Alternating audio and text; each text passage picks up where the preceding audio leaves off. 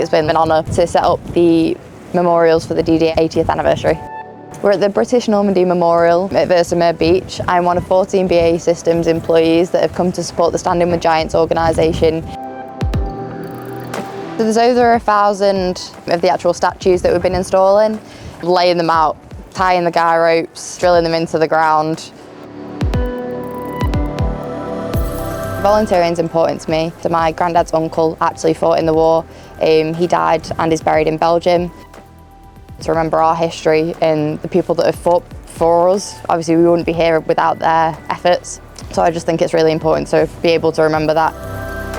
BAE Systems is also sponsoring the New Education Centre, which is just down the road from here. It's so young people like schools and cadets can come on tours and be able to see and learn the history of D-Day.